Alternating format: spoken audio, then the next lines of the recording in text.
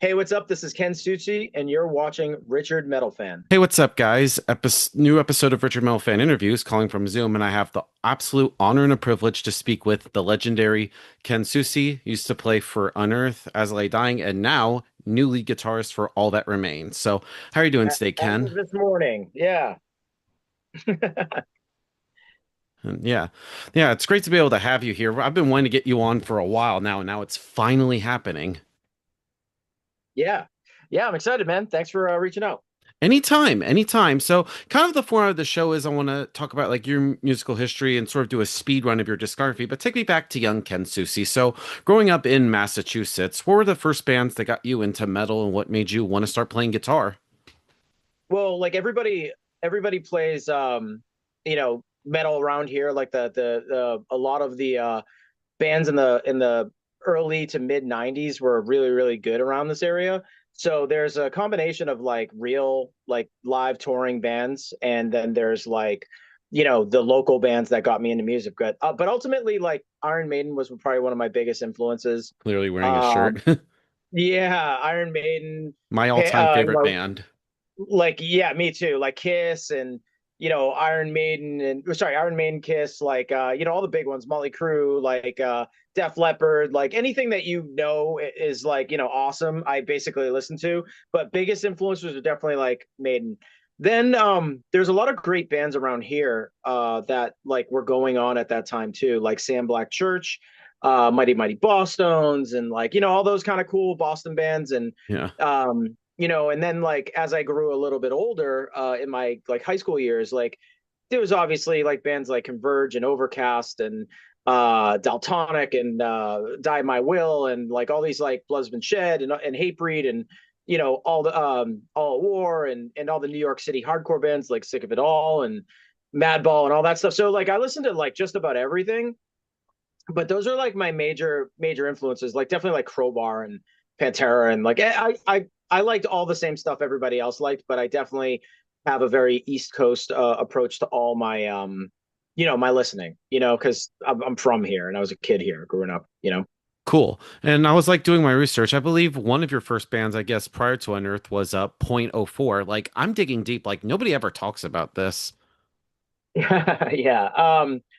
That was Buzz's band back in the day, and so I was in a bunch of local bands, and I think he saw me play with another band called, I can't remember what the name of the band was, but I was definitely playing in a band with a bunch of older guys.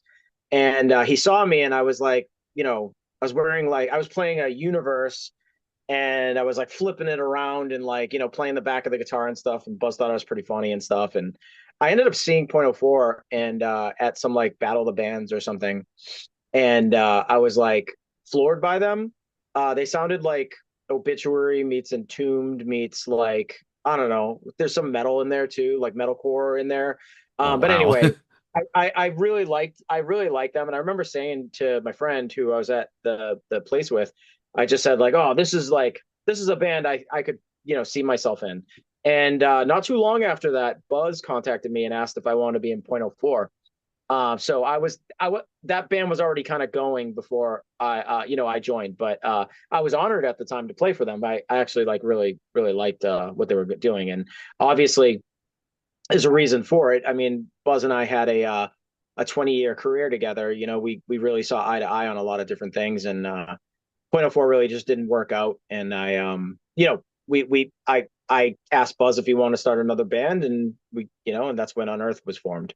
Yeah, and how'd you get to know like Trevor and everybody at the time? Just local scene stuff. Like the guy who I was in a band with before Point Oh Four, he was an older guy, kind of a guy who like, is always around the scene, in this area. Trevor just so happened to land in a band with him. And so I was going to like those shows to support my friend who was in my band right in the past. I just wanted to go see what he was doing, and that's where I saw Trevor sing for the first time. And at the around the same time, like we all had a lot of like mutual friends, and I just I met Trevor that way through like the mutual friends and stuff. And me and some of my other friends like started a band called Scurvy. It's not Scurvy. What the hell is it called? I can't even remember. Scurvy was like one of my favorite local bands. Sorry, the band I can't. It was like we all wore scream masks. I can't remember what the name of the band was, but Trevor, was in that band too with me, and it was like 12 of us or whatever. We thought it'd be like a fun like little scene thing to do. But after those practices, Buzz, myself, Mike Rudberg, and Chris or Rover would have band practice for Unearth before we found a singer, and Trevor stuck around and saw some of the stuff we were doing, and he really wanted to be in the band. So that's where Trevor left like his band Second Division and joined Unearth at that time. Yeah. And then you started playing locally around like the New England, Massachusetts scene, and then you got signed to your first label, Eulogy Records. So how did they find Unearth? We were playing a lot in this area, and we were playing with bands like Caven and all the local bands like Year of Our Lord and Overcast, and and sometimes we jump on a Hatebreed show. And once we started getting like a little bit of buzz about ourselves, like and we actually we were really we luckily met a band called Indecision back in the day from New York City. Rachel and Justin and all them, they were really, really nice to us. So they started trading shows with us a lot. And word got out about us, and the next thing you knew, we're sending our EP to a ton of different labels. And I remember we really wanted to be on Ferret Records, and they denied us. Carl did. He sent us like a nice letter back saying like, we're not interested. And I believe like we played the right when we got that letter, we actually had a show with Nora in Montreal, and we played and we killed it. I remember we like absolutely kicked the shit out of the room. And the story goes, Rick Barnhart, who was Carl's right hand man, was like, I saw the CD on the table, like like at like at our place, like. Did you sign these guys? And Carl was like, no, I passed on them. So, and we said by that time we signed a Eulogy, and it was like literally all in that week. So yeah, we should have been on Ferret, but we ended up going to Eulogy. Yeah, and then you put out the Stings of Consciousness, which hard to believe like on Friday will be the 25th anniversary of this. So what was sort of like the thought process making like the debut full length Unearth record? Um, we had no money, and we had like barely any money to make the record. I knew Adam from friends that I made when I went to college for 1 year in Western Mass. So Adam and I met years before. Like I mean, Unearth was happening, but like definitely like I met Adam, and like it was time to make a record, and they asked who we want to go in with. We heard the Aftershock demo.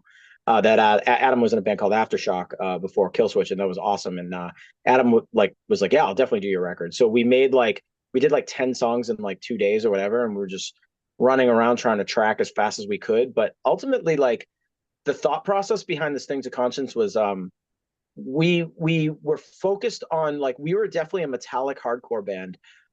We definitely liked Iron Maiden stuff, and a lot of melody and stuff, and we're very big fans of like Undying and all that North Carolina hardcore stuff. And we found ourselves like blending everything together. But as we played shows with all these like cool bands, like we realized that we were way too finesse oriented with like doing sweep arpeggios or tapping licks and stuff.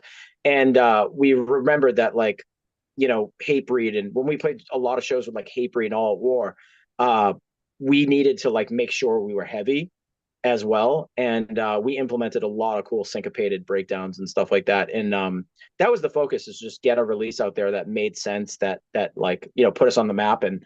And luckily Stings of Conscience really it had a lot of success, even though it's like a record like people don't really know too much of. But like we sold a shit ton of copies of that.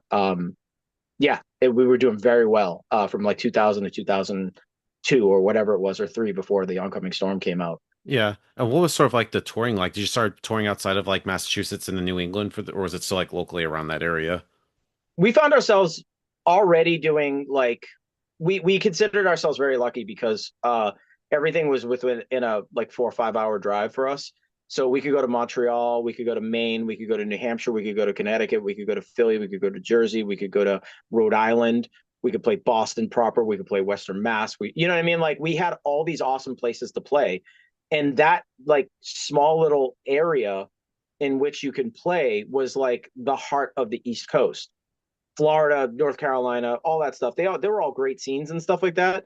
But the fact that we could play Philly, Jersey, New York in a weekend, and then we could play Maine, Vermont, Quebec and Montreal, or you know what I mean, like wherever you chose to play, it just started making sense, and like that's how we ended up getting big because we started playing shows elsewhere. So when we started doing Stings, the when we started the Stings of Conscience, like we were promoting that record, we found ourselves now getting in a van and going on tour full time. And we played like Salt Lake City and like, and Montana and like all these places we never thought we'd ever play. We went on tour with a band called Brothers Keeper, and that was really, really cool. And then shortly after that, we got on tour with Poison the Well and Zayo, and then back to Poison the Well and Zayo like a bunch of Yeah, times because we were just very like, underrated bands. oh no, no. At the time, those were like the big bands. Like Yeah. now they're considered to be underrated, Yeah, but like like nobody back ever then, talks about them. oh, they're pioneers. Those two bands are like pioneers of like I personally think like Caven is the first band to ever do like modern day metalcore correctly, like the way it's like is now today. Like they were the ones that wrote mainly the blueprint of how that should be, but Poison the Well perfected it. And Zayo was always, I think they're bar none, like they're one of the best bands to exist in that time period. Obviously, like times change and people get older and different scenes come in and out. But if it wasn't for Zayo, or nothing, a lot of things wouldn't exist if it wasn't for that band. I agree. And then going into 2002, right before Oncoming Storm, you did the Endless EP. I always feel like that when anybody time a band does like an EP, I always feel like it's like an appetizer, a sneak preview to for what's to come. So what sort of inspired the Endless EP? Well, it's funny. We had most of the Oncoming Storm written at that time, or a lot of the core songs for the Oncoming Storm kind of already written at that point. But we weren't happy with our label, Eulogy. They were like pressing CDs behind our back and making money that was like off the books that definitely we weren't making. So there was a lot of sketchy business going on. So in that time period, we also didn't know much about business. We didn't know about publishing. We didn't know about this or that or whatever. So at that point, we were still trying to navigate like business deals with labels. So I remember Nuclear Blast really wanted us, and they flew us out to LA a couple times, and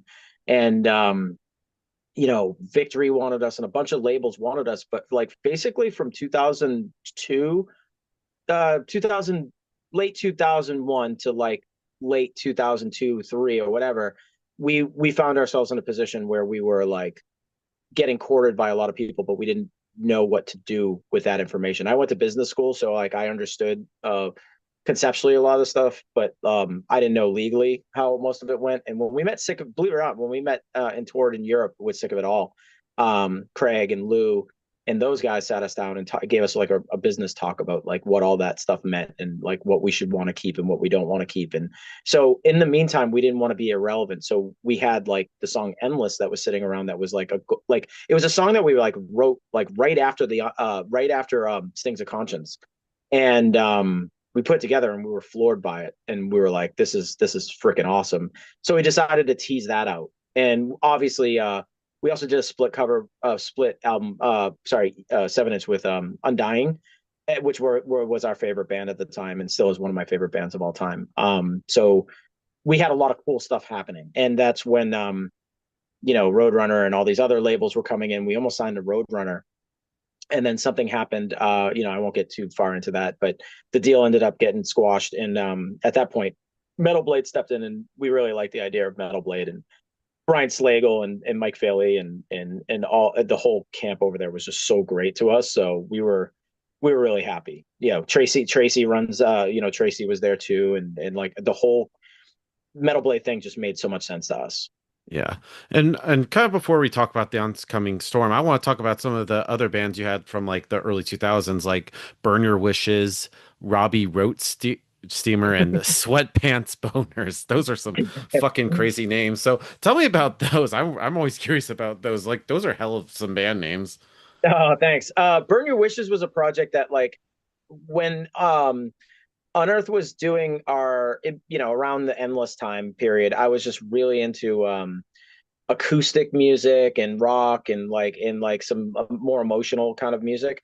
And Unearth wasn't really like a good vessel for singing and writing pop songs or like like dark pop songs or whatever you want to call it. And quite frankly, like there was always like so much controversy around me singing in Unearth. I don't know, why, but the band just never really wanted to take that step, even though I sang in Endless. But anyway, um, I found myself in a position where I was just had a lot of material, and Adam D and I were like literally like hanging out all the time. I was like, staying at his house, he was staying at my house, and he'd come to the East Coast and West Coast. We'd get drunk and would hang out with our friends, and what I mean. We were just spending a lot of time together, and he was just like, "Oh, yeah." I showed him all this material that I had, and he was like, "Oh, this is really good."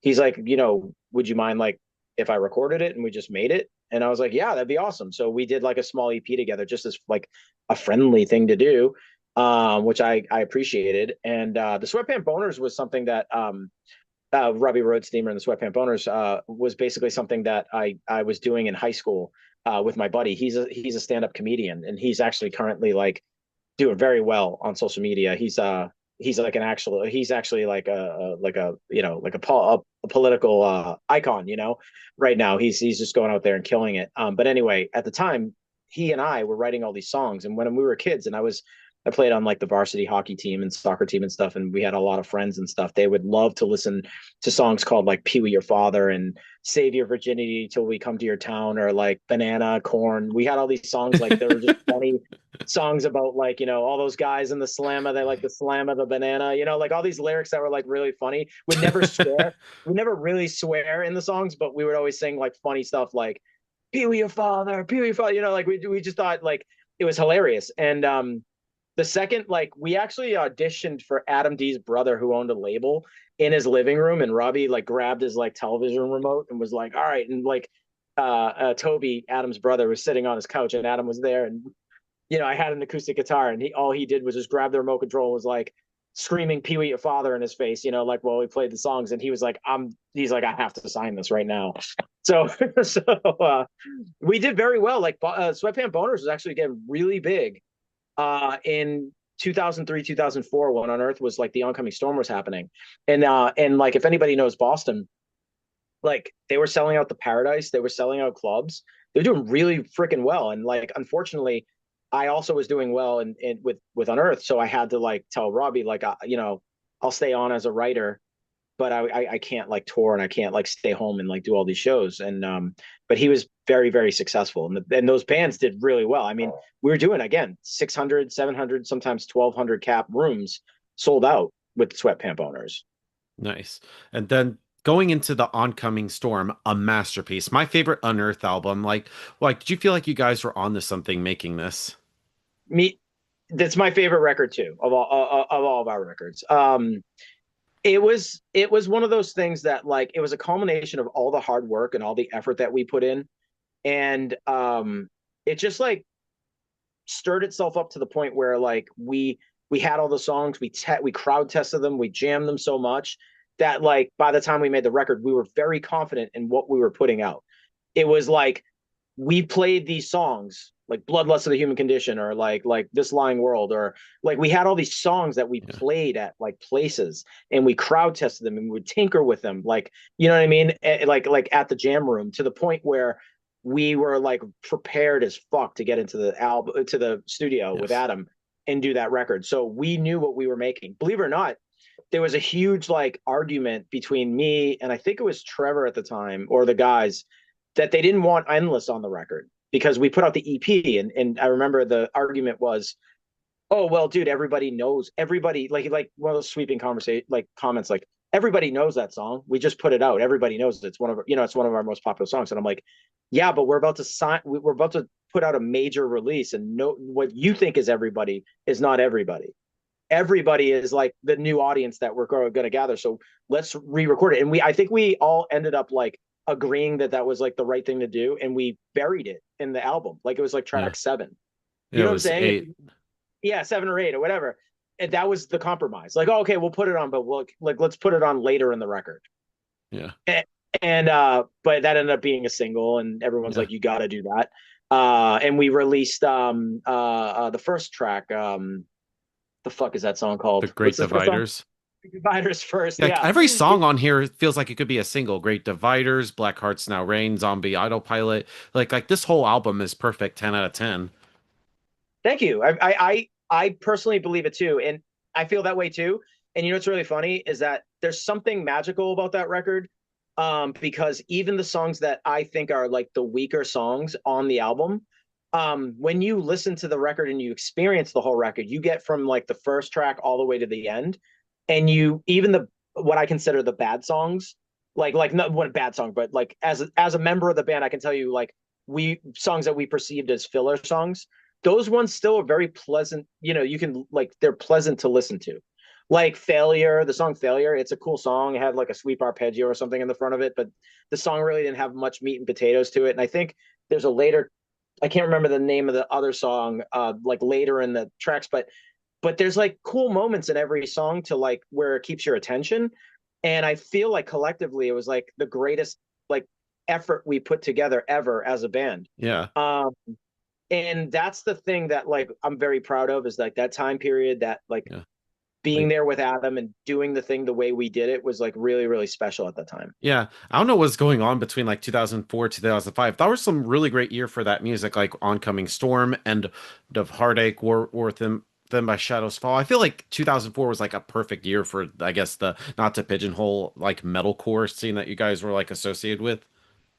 Well, I do you know what it really is? It's like when you're like playing a sport or you're in the middle of something like highly competitive, it's like certain like you could watch sports now and say like, whoa, back in my day, I remember like sports being better, or I remember sports being worse. You know, like whatever it is, it always depends on the time period, right? And when you're in a group of people that are highly like determined and creative, and you're breaking ground that's never been like broken before, like bands that like I really appreciated, like as I said, like Caven, Botch, Converge, like those are cool. And then you have like In Flames, which you've like, you know, and Carcass and Unearth and Killswitch and Lamb of God and Every Time I Die. You had like this whole movement of things that were like no one's ever heard before, and then they were breaking ground. And every time a record came out, something new would happen that would be exciting. Now, listen, I don't mean to sound like an old guy, but like now bands are kind of like regurgitating older stuff and not coming up with new and exciting ideas, right? But there are some bands that are doing like new and exciting things too, right? Like I really do believe like there's still like gems out there, right? But there's a fleet of bands that are like just regurgitating stuff that happened in 2004 or 2011 or whatever the time period was. But luckily, there was a small group of people that were breaking ground for the first time, and we were all friends, and there was no real like competition, like whether we met up with like the guys from Bleeding Through and Unearth being on the East Coast, or like, or you know, you hang out with Every Time I Die or whatever, or Killswitch, or like when I would play with like the bill would be like Killswitch, Lamb of God, Unearth. We wouldn't be like sitting there going like, oh, you had a really good set, and like, oh my god, that song.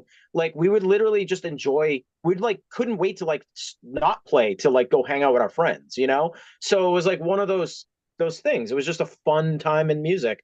And I think the music reflects that, like as a whole, collectively, every band that came out in that time period. Yeah. And then next up, Three in the Eyes of Fire. I love this album, and hard to believe, this year does mark 20 years of this album. Like, sort of like going into this, did you feel like pressure to follow up the Oncoming Storm? Because I thought that was a great album. Um, I personally, and I'm not here to deter anybody from listening to it. I don't. That's I didn't like that record. I just I like some of the songs on it. There are some really great songs like Sanctity of Brothers. Giles was really great. But like I never really liked like I love Terry Date as a person and stuff, but the production never hit me. I felt like it was just like it was a tough record for me to listen to. Everything's like sped up and fast and kind of crazy. Trevor and I Trevor and I have had these conversations like a million times. Trevor loves that record, Trevor Phipps. I personally don't.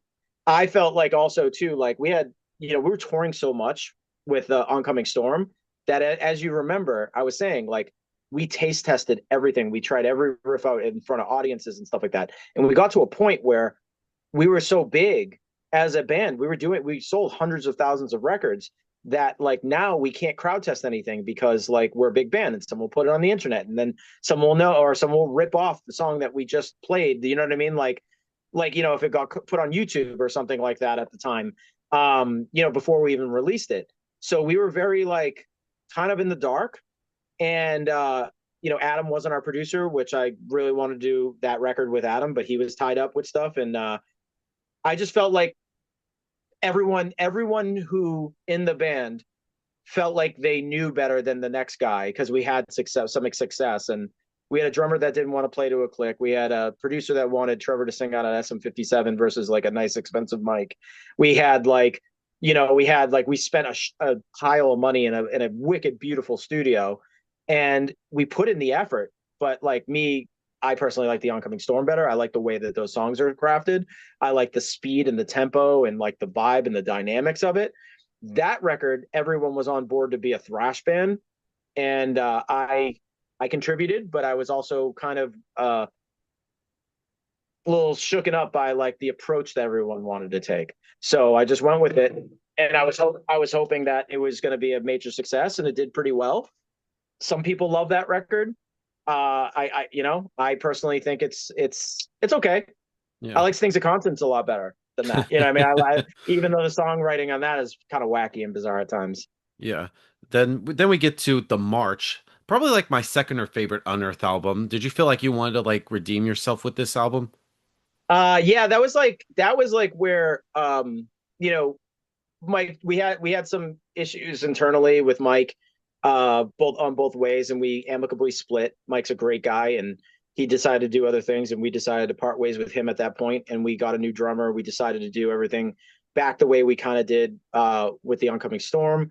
Banger of a couple songs on there, some really good songs. Like Like My Will Be Done, like the title track, Truth or Consequence. I think it's a great album. yeah, you know, like if that record and Eyes of Fire were kind of combined, I think it would have been an amazing record. That's what I'll say. I'll say that like Pro Killer, you know, that kind of stuff, like My Will Be Done and all that stuff, mixed with like Giles and a couple of the songs on the Black record. I think if that time period was condensed to one record, that's like when you listen to like, and I'm not comparing myself to the Beatles, but I'm saying if you listen to Rubber Soul and Revolver, they should have been one record. And I always look at those two records as if they were one record, that I think it would have been a really, really good record. Yeah. Definitely.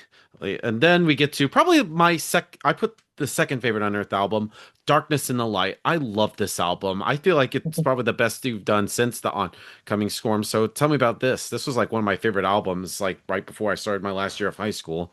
So my feeling towards those two records, the way I just told you how I felt about like Three in the Eyes of Fire and the March, I was not happy with the like how complete those records. They didn't make me feel like I got a full meal, right? I didn't feel complete creating them with the guys. I had my wisdom teeth out, and what was that, 2011? Yeah. Okay, so the drummer that played on the March wasn't our permanent drummer, and we're still trying to look for another drummer. I had my wisdom teeth out, and I had them really, really, really bad, and I couldn't open my mouth for a while. They had to wire my jaw shut, and I was on all this like Damn. pain medication, and that pain medication made me like super. I felt super prolific. I just, for whatever it was, taking OxyContin and being like not being able to open my mouth was the greatest thing in the planet because I couldn't talk to anybody and I just could play guitar. And everything I played in my recording studio, like at this point, I have my own recording studio too. And I just started like, you know, producing a bunch of records like Legia and like all these like bands. I just started getting really good at it. And I decided that I was just going to write.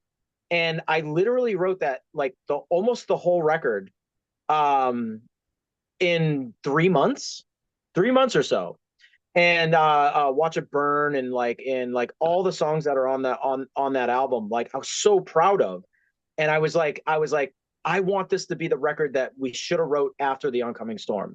That Yeah. was my goal. I was like, this record should have been the next record after Oncoming Storm, and we should have took musical chances like after that. So I was trying my hardest to do that. And I think Buzz, I wrote the majority of that record. I think Buzz like wrote a few, some riffs on there, and I think he wrote like one song on there. Let me look at Unearth.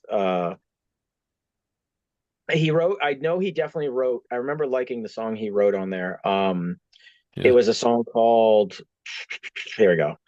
It was called Equinox, I think. Yeah. Um, wait, no, no, it's not that. It's called, hold on, wait, Delusion. Yeah. And that was awesome. So anyway, that was my personal, like, Ken Susi, this is my record. Yeah. Like, and the guys were kind of thrown off about it because no one in the band has ever like, put together a ton of material and threw it in front of them and said like, hey Yeah. guys, like, but they kind of went along with it because no one else was like, Buzz, I think, was kind of dry at that time. Yeah. And we were like pretty like burnt out touring, but I just had some, like, I had a lot of music in me at that point. And I love that record. Same. Uh, but it didn't really get a fair shake. I think, I don't know if how many people listened to it or how Yeah. important it got. And another cool thing about that record is that JFO played on it from Killswitch, and one Yeah. of the like most of the when I was programming drums for the demos, I would like, because I knew JFO from back when he was in Blood Has Been Shed, and I knew the stuff that he could do. I was just imagining the whole time, getting off on imagining him play certain things. So I would write drum parts based off of things I've seen him do. And like Watch It Burn, there's a part like in the Yeah. verse where it's like double bass and then it's like snare. It's a It's like great song. yeah, it's like ride hat, Yeah. snare, ride hat's like a Yeah, oh my God. and I loved how you did like did some clean vocals on that, especially, and also Shadows in the Light. So, and I thought you were a great singer. So I know you also sang on Oncoming Storm. So what inspired like the clean vocal parts?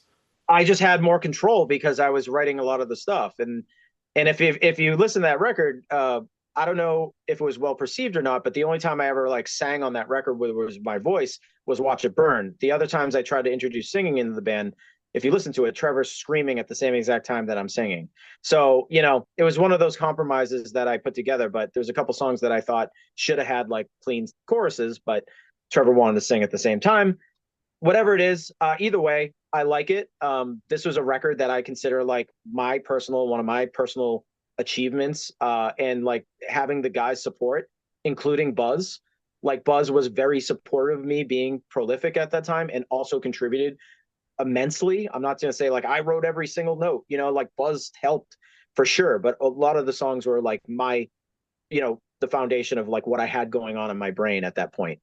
But I'll say, like, the next record, which I'm sure you're gonna hold up right now, right? Watch the Rule. Read my mind. At that point, right? I had no creative control. I had no creativity at that point because I just wrote like Darkness in the Light, and Buzz like repaid the favor back to me. Buzz was like, "You were so hot on the last record. You wrote a ton of stuff. I'm gonna try to write a record." And I was like, "Dude, I'm in such support of this. Like, please." I'm like, at that point, I was kind of emotionally fried, from all the touring and all that stuff. And sometimes you just go through ebbs and flows of like, awesome, like, oh dude, like I'm so hot right now, I'm writing so much stuff. And then sometimes you're like, I'm so dry, right? So Buzz got really on his horse on Watch as a Rule and wrote a really, really, really, really technical record. I Yeah. remember like listening to that record and like liking it a lot. It was Yeah, I it was remember just so, hearing like The Swarm. I was like, holy shit, this is a great way to start the album. yeah, but I was like, me as a guitar player, I was like, oh my God, like there's certain times like when you play music, right? When you're a child, or even if you don't even play music, right? You could be holding a broom in your hand and you're looking yourself in the mirror and you're like, lip sync air guitaring to something. I always like those moments because you're like, oh, I know what I'm gonna do on stage. I'm gonna jump on a cab and like pull my pants down and get crazy, whatever.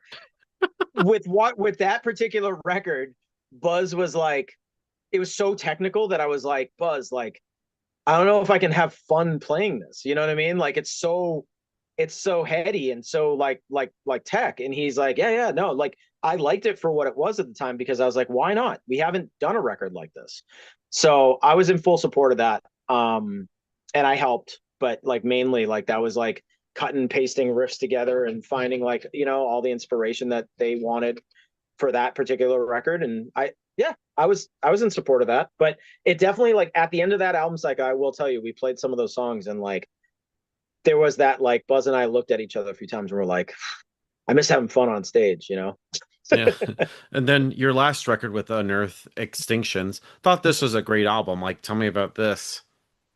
Extinction was cool. We had a lot of time in between Watches of Rule and that. And that's where like the rubber met the road for me as far as like not the exit of like time with Unearth, but that was another like down to basics record for me that I wanted to make another like that's when I was like, okay, I didn't write it too much on the last record, but like this one I want to get more involved in again. And I started to like work with like guys like DL from the Acacia Strain a lot. And he and I were writing music anyway, like for like just anyway, because we are just close friends. And I was bringing a lot of my ideas to him, and we were writing for like something that we were planning on doing or whatever. And they ended up being like on our song. So I wrote like Survivalist and stuff with DL, and you know what I mean? Like he and I like worked on a lot of stuff. And Buzz, on the other hand, was writing too. And he just started to like get familiar with like how to record on like GarageBand and stuff. So he started putting his demos together, and we started like collaborating on God, what was that song? Incinerate. Um Yeah. so yeah, like it was kind of like one of those like he went off and did his thing, I did my thing, and then we all kind of came together in the end. And we decided to work with Will Putney. I really like his production style, and the guys did too. And I wanted to do a record that sounded like his mixes, like how he does his mixes.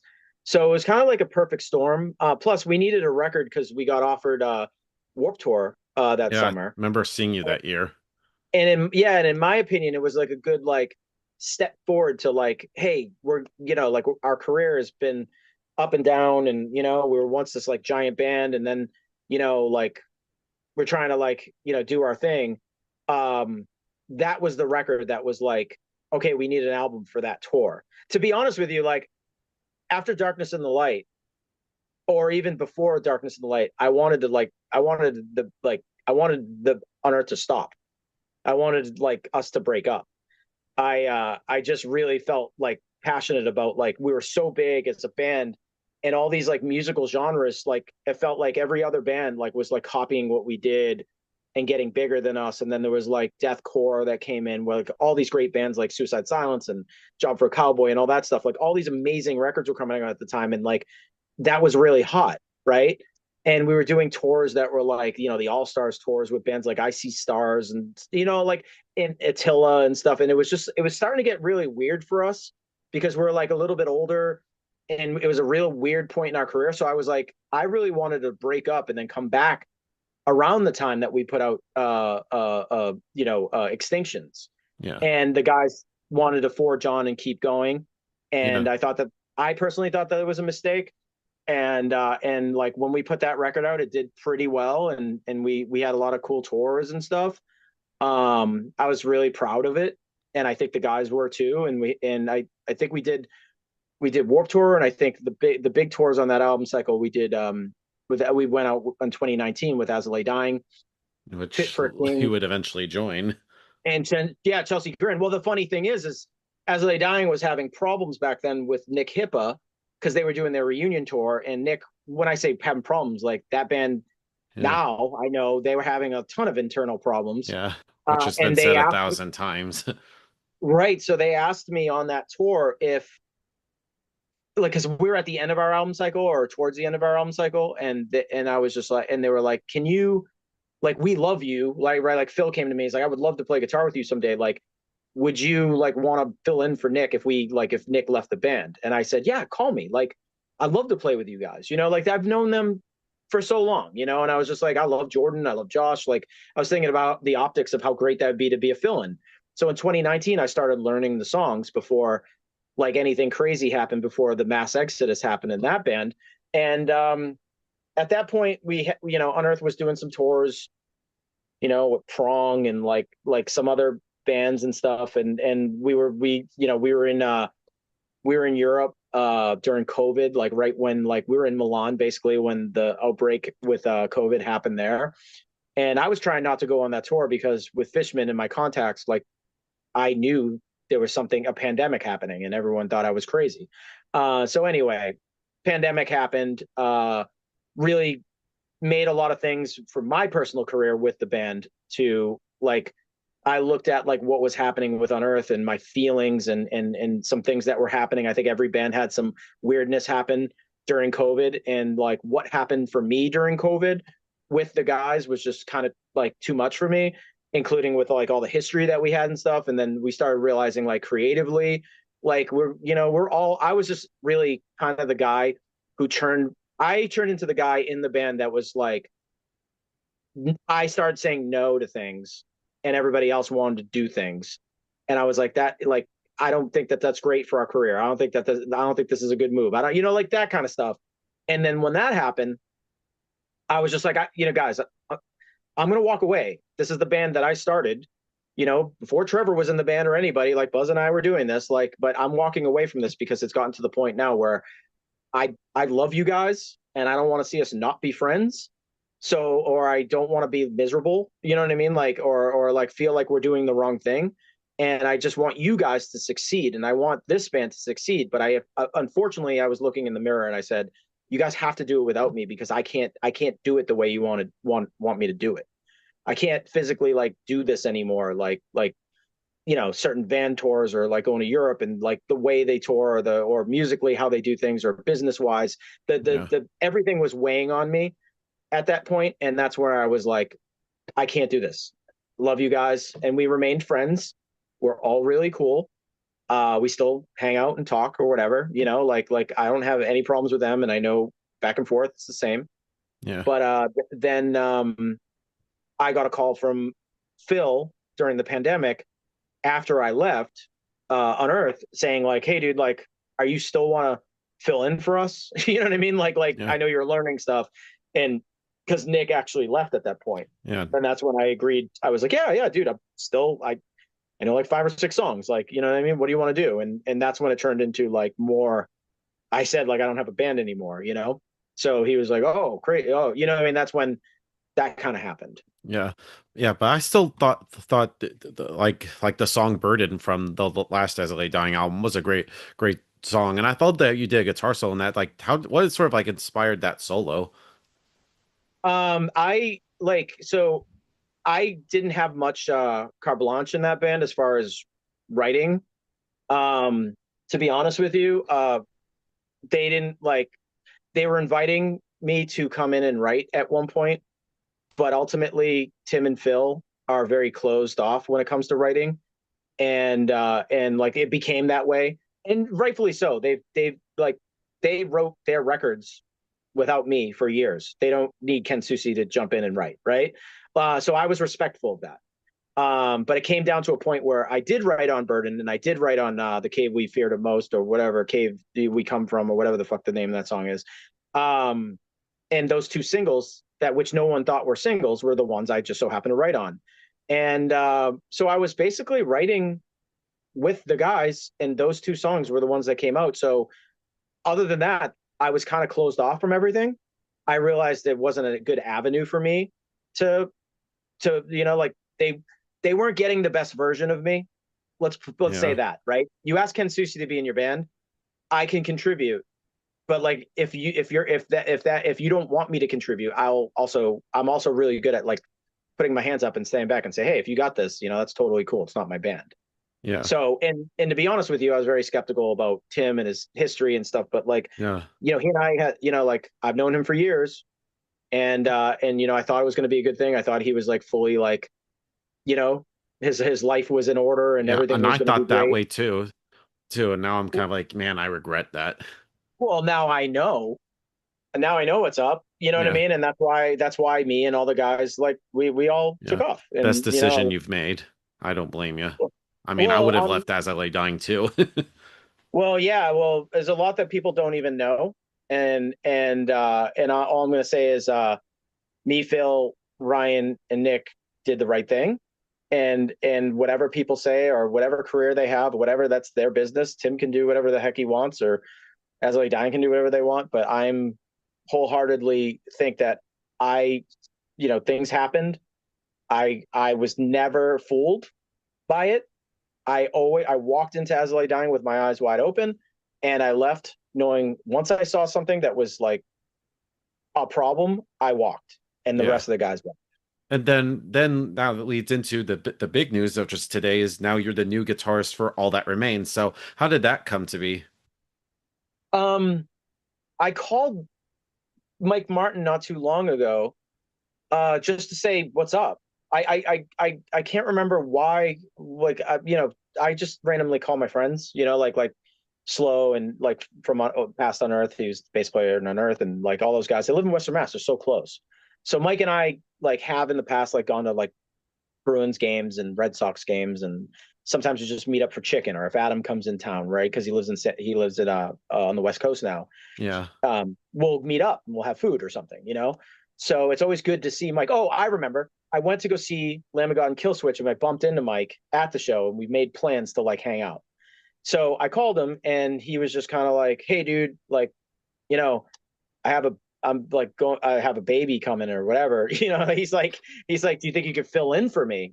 And I was like, "Oh yeah, no worries." And at that point, he told me, like, that he was suspecting that like something was up between Jason and the band, and then he's like, like I don't know who's going to play guitar on this tour or whatever, but like, but I would love like for you to like at least cover for me. And I just said, hey, like let me take a stab at this stuff. Let me like, see how insane like the guitar stuff is, right? Because like I'm a good guitar player. A lot of people don't know my abilities because I'm a songwriter first, and I don't like to shred over the top of every single song I write. So people know that I solo, people know that I contribute, and I can play, but they also know that I'm not like a wanker, right? So I was just kind of like, let me go through all these stuff, like let me see what's up, and so I started like learning all the music anyway because I agreed to fill in, and I just started learning the solos while I learned everything, right? And at that point, Phil was just like, all right, like this is great, like let's, like this is great, like awesome, let's move forward. And it got to the point where like we met up, and I've been playing with Mike and learning stuff, and we've been like going back and forth with like tunes and all that other stuff. But the craziest thing is that while I was learning the All the Remain stuff and the tours in May, I was writing so much music. It was just one of those moments where I had this like prolific, like so much music flowing out of me. I had like a lot of like family stuff happen. Like I just had a newborn son, Yeah. and my father got sick, and I had all these like really like emotional things, and I had nowhere to put my feelings. And out of nowhere, like music just started like pouring out of me. So I like went to the band, and I just said like, "Hey guys, do you like any of this stuff? Because I know that like, you just wrote a record with Jason, which is awesome. And now he's out of the band. Like, do you guys need help with writing and all this other stuff?" And they were like really respectful and receptive. And I just said like, "What do you think?" And they seemed to be like really like into it. And at that point, I thought they were going to make an announcement about like, "You're touring with us," and it turned into like, "Hey, you're in the band." Yeah. And I saw that earlier and I was like, holy shit. Well, Phil called me, and he was like, "Hey, how would you like to like play, in the band permanently?" And I was Yeah. like, I'm like, it's Yeah. such an honor. Yeah. Because like they've seen me like play all the songs and shred the Yes. solos, and I'm sending them videos so they know I don't suck. Yeah, You know because what I mean? Like, I've seen you play in like with whether it be with Unearth or with As I Lay Dying. I'm thinking like this guy is way too good to not be in a band. thank you so much. To be honest with you, I'm a very polarizing person, like where I go on stage and I run around and I have a good time. Some people like take me as a joke, so they don't know how good I am ability wise. But like a guitar player will tell you how good I am or not or whatever. I don't know. Like everyone has an opinion. My thing is like it's like all I can say is the announcement that was made today. I've never felt more re-energized to play music, and also so loved, like in a way like where like people make me like people talk so much shit online that you never hear anything good. And like the All That Remains camp, as well as their fans, have like accepted me so quickly and so confidently that I expected so much more turmoil and so much more like hatred or like, oh, this guy one time like he messed I missed a riff or something. Like I like what I mean, everyone's like down to just talk shit, but man, like I feel so great that everyone's been so nice to me. Yeah. And so, like in the end, to sort of wrap things up, what's next? I know you got the tour with my homies in Born of Osiris coming up, and I'm going to see you in Atlanta. It's just anything else you want to plug in terms of like new for in the world of Ken Susi? I'm just as you can see, I'm in my studio just playing all their main songs. I am, just so everyone knows my status, I am through all 15 songs from the tour that I have to learn, except for Divine. I learned the guitar solo today, but I don't know the song yet. So I have 5 months before I have to go on tour, so I'm sure I'll be fine. So everything's set for tour. Fishman, like I do Fishman pickups. That's been amazing. Check out all the new releases we have coming out at NAMM and stuff like that. I'm so lucky to and blessed to be on like both sides of the business. The basically like I'm on one side where it's like I'm manufacturing and designing and being a part of the team with Larry Fishman, like making product with one of the great pickup inventors of all time. I'm so lucky to be successful there. And then now I'm like in this like incredible band that I grew up with, and all these guys are my peers and friends. And now I feel so lucky to be in a band where like people appreciate my writing and my playing and like my friendship with them and like all that. And I'm really like excited to like go out in the world and like really spread the love for Ollie. You know what I mean? Who's passed, who's a good friend of mine, but also like everyone needs to always remember how great of a guitar player he was. And I'm there just like to compliment the band and play his music with pride. And I just can't wait to get out there and do it. I'm Yeah. like really looking forward to playing again. Yeah. But thank you, Ken, for this conversation. I'm so glad to finally have you on. It's just any final words you want to say to the viewers that are watching us to close this out? No, just this has been a great podcast. You're a great interviewer and you're very thorough, and I really appreciate everything, and I appreciate the love. And if I miss a note, don't be too bad on me, but I feel like I've I've got everything under control right now. And please come see us in May on that All That Remains Born of Osiris tour. It'd be great to like meet everybody, and where I'm gonna be around. I'm gonna be at the bar. I'm gonna be shaking hands and high Yeah. fiving people. I'll So I'd buy you love a to meet beer. you. Yes, yes, dude. Let me know. Like, definitely text me. I'll get you into the show. Fuck yeah. So everybody, Ken Susi, we'll see you next time.